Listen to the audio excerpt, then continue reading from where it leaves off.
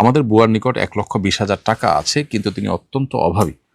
তার 15 বছরের একটি ছেলে আছে, এখন কি তাকে জাকাত দেওয়া যাবে? বর্তমানে জাকাতের সর্বনিম্ন নিসাব হলো 2,25,750 টাকা। এটা এখন 2026 সালের এই যে ফেব্রুয়ারি মাসের শেষার্ধ, এটার মধ্যে রূপার যে মূল্য সেটার অনুযায়ী।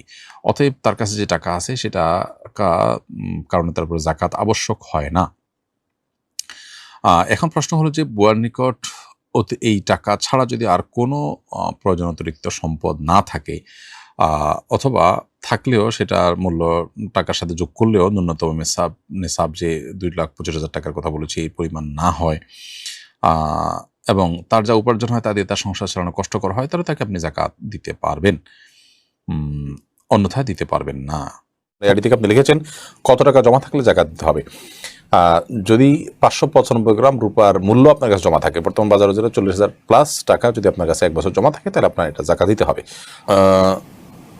সারজিদা আরেফিন তান্নি আপনি লিখেছেন কত ভরি স্বর্ণ মালিকানা থাকলে জাকাত ওয়াজিব হয়?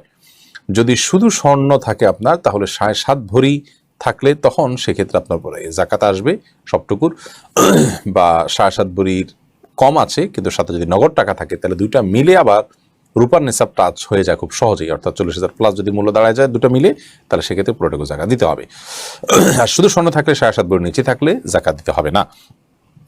এরপরে ওয়াহিদ মুরাদ আপনি লিখেছেন ব্যাংকে ডিপিএস এর জমানো টাকা কি জাকাত দিতে হবে? জি, ডিপিএস এর জমানো টাকা জাকাত দিতে হবে, কারণ আপনি ইচ্ছাকৃত জমিয়েছেন এবং আপনি এটা উত্তোলন করতে পারেন।